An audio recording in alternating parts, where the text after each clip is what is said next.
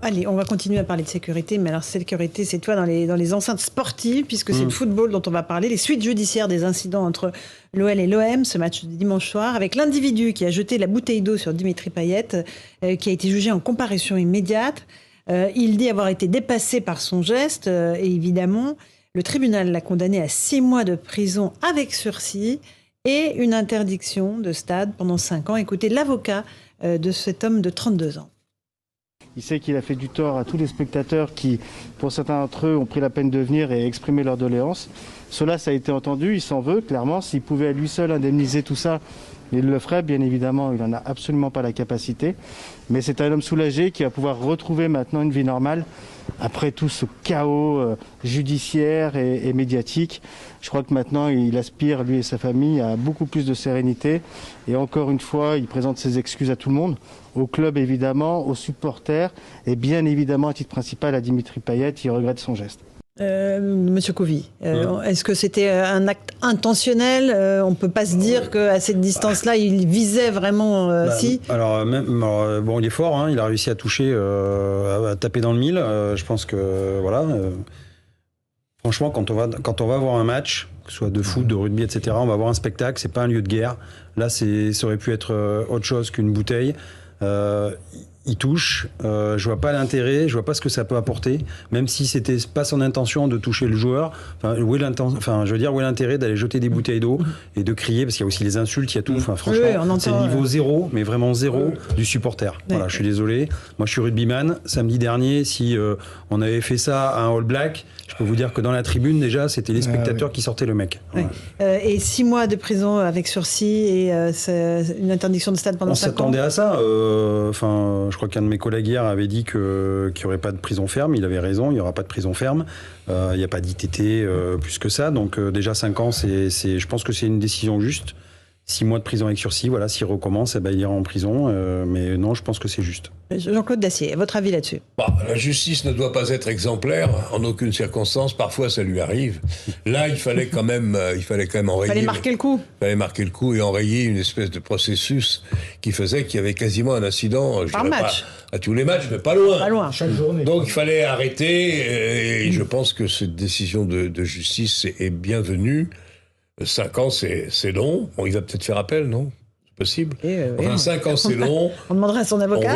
On verra plus tard. Mais bon, je comprends les excuses de l'avocat, les excuses de l'intéressé via son avocat. Mais c'est vrai que dans une foule, surtout dans une foule de supporters, vous avez parfois des attitudes, des comportements et un courage que vous n'avez pas si vous étiez tout seul sur le bord de la Canebière. Le courage de la meute, bien sûr. Voilà, le courage de la meute. Bon, là, je comprends que, après tous les échos médiatiques que son geste malheureux a reçu, je comprends qu'il a eu un peu peur. Oui. Ça lui apprendra. Il devrait les indemniser à hauteur d'1 euro par Et j'espère que symbolique. ça va apprendre quand même à réfléchir à un certain nombre d'autres qui ont la tête un peu près du bonnet. On le disait, je crois que c'était hier.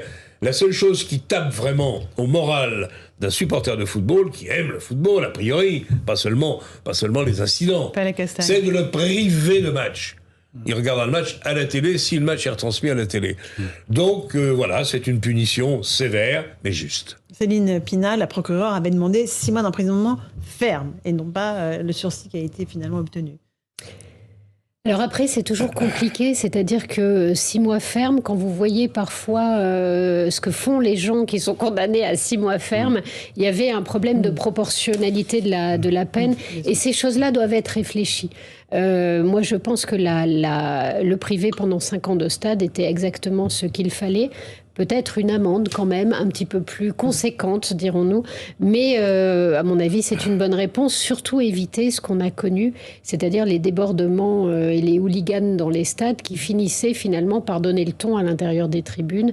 Eh bien, autant arrêter tout de suite en sanctionnant très fort et très vite. Jean Garrigue. Il faut se souvenir qu'en Angleterre, il y a une vingtaine d'années, il y a eu un mouvement comme ça de hooligans qui a conduit les autorités du football britannique à prendre des mesures extrêmement fermes. Et moi, je trouve pas du tout que les 5 ans d'interdiction soient trop sévères. Je serais peut-être même allé plus loin parce que je pense qu'il y a un moment où il faut marquer le coup. Mais vous savez, quand vous avez sur un terrain de football, de manière systématique, les joueurs qui contestent les décisions de l'arbitre, mais de manière systématique, la moindre décision, il est entouré par 3 ou 4 joueurs, je ne suis pas d'accord, etc. Vous avez un non-respect de l'autorité, un non-respect de la règle qui contamine forcément les supporters. C'est pas la seule contamination, parce que l'autre contamination, elle vient de l'extérieur. Un public de football, c'est une micro-société.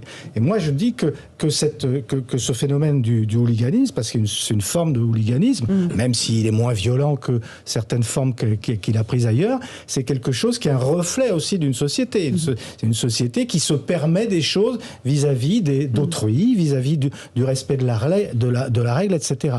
Et j'observe, puisqu'on parlait de rugby et que je suis un grand amateur aussi de rugby, que vous n'avez jamais ça dans les stades de rugby. En tout cas, très, très, très, très rarement. Que pas un joueur de rugby ne va contester une décision de l'arbitre. Donc il y a une culture aussi. Et là, je pense qu'il appartient notamment aux dirigeants des clubs, aux professionnels du football, d'inculquer aussi et bien sûr aux associations de supporters, d'inculquer cette culture-là, ce respect de la règle. Ce respect-là. Justement, je vous passe la parole dans un instant, Jean-Claude. On va juste voir, il y avait une réunion hier entre le ministre et les instances du sport. On va voir quelles mesures pourraient améliorer la sécurité dans les enceintes sportives avec Mathieu Devez, et puis je vous passe la parole. Une réunion de crise, mais aucune décision pour l'instant. Ce matin, place Beauvau, le ministre de l'Intérieur et la ministre des Sports recevaient les instances du football français. Objectif, agir et en urgence pour stopper les incidents de supporters. Mais à la sortie, pas de proposition concrète. Le ministre de l'Intérieur, Gérald Darmanin, annonce une nouvelle réunion dans 15 jours. Plutôt que de céder à l'émotion qui nous étreint tous quand on voit un spectacle gâché, nous préférons travailler sérieusement dans la perspective de 15 jours. C'est quand même extrêmement rapide et vous serez très informés des décisions que nous prendrons ensemble. Si les solutions tardent à venir, des pistes existent. Le ministre de l'Intérieur en a notamment ciblé 4. L'interdiction des stades, leur sécurisation avec par exemple des caméras de vidéoprotection, la question de la sécurité privée avec le contrôle à l'accès des stades, et enfin, le sujet le plus important selon Gérald Darmanin, l'accélération du processus de décision pour arrêter un match. Pour le président de la Ligue, Vincent Labrune, il est urgent de changer les règlements. Le calendrier est court, mais maintenant il faut qu'on se donne les moyens de réussir. C'est un fléau, c'est une urgence absolue. On a conscience de nos responsabilités. L'agression de Dimitri Payet dimanche dernier est loin d'être un cas isolé. Depuis le début de la saison, 9 matchs ont déjà été entachés par le comportement des supporters. Monsieur Couvi, c'est pas simple d'arrêter un match en plein cours, notamment pour les forces de l'ordre, parce qu'il faut sécuriser l'évacuation du public. Oui, et puis on a vu qu'il y a des années tout ça, il y avait quand même des exactions dans les matchs. Les policiers n'y rentrent plus comme ça. On y rentre si on est requis par la force publique, voilà. Donc oui, c'est très compliqué. Il peut y avoir justement une petite émeute, parce que les gens ne comprennent pas, ont payé, ils ont payé, ils veulent pas partir, ou alors ils sont bien chauds et encore une fois, on va s'en prendre aux policiers, parce que nous, encore une fois, on va servir de plastron, de sac de sable, et on va exprimer le mécontentement sur les policiers. Donc oui, on sait que ça va être très compliqué. Maintenant, je pense que je vais pas faire le parangon, mais les directeurs, enfin les présidents de clubs, etc., ont aussi les moyens de communiquer avec les groupes de supporters, de faire passer des messages. Et puis, je pense qu'effectivement, il faut être très ferme. Voilà. Et là, la sanction qui est tombée, elle est ferme. Mais je pense qu'il va falloir faire ça pendant quelques temps. Dès lors qu'on prend quelqu'un la main dans le sac, c'est dehors. Carton rouge pendant 5 ans. C'est ça. Céline ? Puis se rappeler peut-être, moi je me souviens de la Coupe du Monde de 1998 et de la figure d'Aimé Jacquet. Et Aimé Jacquet, il apportait dans la pratique de son sport, dans tout le discours qu'il tenait à ses joueurs, comme à celui qu'il tenait aux journalistes, quelque chose qui avait une dimension éducative, une dimension de respect de l'autre. Il était un peu à l'ancienne, Aimé Jacquet, un peu comme Giroud. Et là, on entendait ce que le sport pouvait amener en termes de discipline, de tenue et de retenue. Ça fait longtemps qu'on n'a plus cette petite musique et ça compensait. Moi, je me souviens d'un documentaire qui avait cartonné qui s'appelait Les yeux dans les bleus. Oui. Et quand on regardait ça, on avait vraiment l'impression que le sport pouvait être une école d'élévation. On l'a peut-être moins dans le discours aujourd'hui, ce qui ne veut pas dire que ce ne soit pas pratiqué dans nombre d'endroits, mais en tout cas, ce discours-là, on l'a perdu et c'est bien dommage. Alors Jean-Claude Dessier, sur ce qui a été évoqué là de cette réunion, il n'y a pas grand-chose. Il était plus que temps que la Ligue réagisse quand même, parce qu'il y avait des incidents quasiment toutes les semaines. C'est fait très bien, le ministre va leur donner un coup de main ou même les pousser un peu aux fesses si les présidents de club renaclent un peu à prendre des décisions qui sont pas tout agréables. Bon, mais les décisions viendront et c'est certain parce que un match à huis clos, par exemple, ça va être le cas du prochain match de Lyon contre Reims, je ne sais plus quelle date c'est, au début du mois de décembre. Attends, considérable. Je ne sais plus exactement ce que ça donne, mais c'est de l'ordre du 1 million de francs minimum. Et puis il y a le 8 décembre. De francs, c'est ce que j'ai dit. Oui, alors, on est en 2021. D'euros, évidemment, oui. Et le 8 décembre, vous avez une réunion de comité du Conseil de discipline de la Ligue, où là, et Lyon et Marseille ne risquent pas grand-chose. Mais Lyon, ils vont trembler parce qu'ils ont déjà un match à huis clos. Ils peuvent avoir match perdu, je le crois pas trop.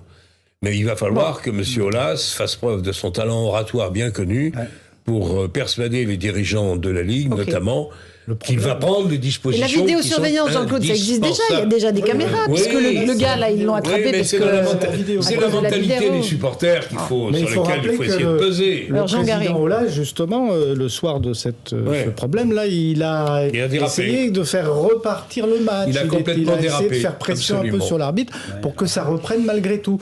Et ne comprenant pas la dimension, ou plutôt comprenant très bien, mais faisant passer l'intérêt commercial de son club avant la règle. Le monde du football a réussi à se mobiliser contre le racisme. On a vu il y a eu des actes qui ont été posés. Il faudrait peut-être qu'ils posent aussi des actes sur la sécurité dans les stades, le respect du jeu, etc. Parce que franchement, pour l'instant, on est un peu Juste une question, M. Covy. Il y a toujours autant de policiers qui sont mobilisés sur les rencontres sportives comme ça ou pas? Oui, alors ça dépend en fait de l'intensité des matchs, j'allais dire du niveau de dangerosité du match. Voilà. On se dit tiens, là par exemple Lyon-Marseille, alors j'ai pas les forces en date, mais il peut y avoir 1 ou 2 compagnies de CRS par exemple qui sont mobilisées. Après c'est un acte payant, c'est-à-dire que c'est les clubs aussi normalement qui payent les policiers.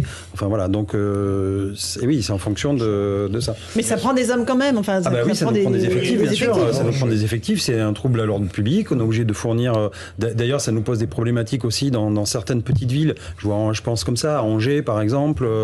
Les villes où, quand il y a des grands matchs, on est obligé de fournir aussi des effectifs de la sécurité publique pour aller sécuriser les alentours du stade. Donc on le sait. Et pendant qu'ils sont autour du stade, ils ne sont pas dans des quartiers compliqués. Ou alors, quand on fait l'appel 17, il y a moins d'effectifs pour se déplacer. Donc oui, ça nous pompe des effectifs, bien sûr. Et vous, sur le terrain, tous les jours, vous continuez à subir des agressions, des tirs de mortier d'artifice dans les nous, quartiers on est professionnels de l'agression. Je veux dire qu'on est bordé maintenant. Mais vous voyez, je fais un petit transfert quand même, parce que quand je vois ce qui s'est passé à Rotterdam, on a des forces justement de police qui ont été déplacées et qui ont dit qu'ils ont utilisé des armes à feu pour tirer sur la foule parce qu'ils ont reçu des mortiers d'artifice. Mais nous, c'est tous les jours qu'on reçoit des mortiers d'artifice, des boules de pétanque et des cailloux. Donc j'allais dire, pour tous les détracteurs de la police nationale, des forces de l'ordre, je trouve qu'on s'en tire pas trop mal et qu'on est plus que professionnels quand même, parce que nous, on n'a pas de mort et on déploie... Voilà, je voulais faire un petit hommage à mes collègues, parce que franchement, on voit dans d'autres pays dits démocratiques, je peux vous dire que je ne sais pas s'ils supporteraient l'intensité qu'on supporte tous les jours. Et on se rappelle de votre collègue qui a été agressé dans un train alors qu'il était en civil, tabassé par 4 individus, et il n'a pas sorti son arme de service alors qu'il l'avait sur lui. Céline Pina, vous vouliez rajouter un commentaire ? Non, mais là, je suis impressionnée. C'est vrai qu'on l'oublie surtout. Et la deuxième chose qu'on oublie, c'est que quand il y a un problème, quelque chose qui pourrait être un dérapage ou une bavure, il y a vraiment des sanctions, et que le corps policier est un des corps qui est le plus surveillé et dans lequel il y a le plus de punitions administratives, dans lequel, et ça, on oublie trop souvent de le dire. On le dit régulièrement quand même. Ici, Jean Garrigue. Dans d'autres endroits, pas forcément. Non, mais c'est vrai que mais moi, je l'ai dit 100 000 fois ici, mais notamment depuis la crise des Gilets jaunes, il y a eu une sorte de discours de la part de certains médias, de certains hommes politiques qui tendaient à inverser complètement la donne du problème, et à dire que la violence était une violence systémique des policiers. On a des polices, et on peut le dire, une des polices les plus respectueuses des droits de l'homme de toute la planète. Je veux dire qu'on est dans une démocratie qui respecte les droits de l'homme et avec des forces de l'ordre qui sont, que vous venez de le dire, qui même n'ont pas les mêmes moyens que d'autres grandes démocraties comme les Pays-Bas. Parfois, regardez le cas des rodéos en Angleterre, les policiers ont le droit de tamponner. Ils le font très peu. Ils le font très peu. Dieu merci, mais je veux dire, voilà. C'est l'attitude qui compte. Ils sont juridiquement couverts, même s'ils vont jusqu'à heurter les gens qui font du rodéo. Cette discrimination permanente envers les forces de l'ordre a fait beaucoup de mal, parce qu'en plus, elle a encouragé tous ceux qui ne respectent pas, justement. Là. Monsieur Couvier, oui, effectivement. Oui, non, on a le respect de la vie humaine. Quand on est policier, on est là pour protéger, on est là pour aider les gens, on est là pour les sauver. Donc on a surtout ce respect de la vie humaine, et ça se voit dans tous les actes policiers de tous les jours, y compris dans les on parlait du GIGN et on parlait du RAID. Ils ont le souci toujours d'aller jusqu'au bout pour sauver la personne plutôt que de la neutraliser. Voilà, ça c'est un souci, et c'est ce qui fait la force et l'honneur de la police nationale et des forces de l'ordre en général. C'est justement ce souci de l'être humain et de sauver toujours, d'aller jusqu'au bout, et en fait la neutralisation c'est la dernière solution. Et le problème, c'est quand la haine de la police devient un axe politique. Absolument. Et ça, malheureusement, chez une certaine extrême gauche, ça devient dramatique.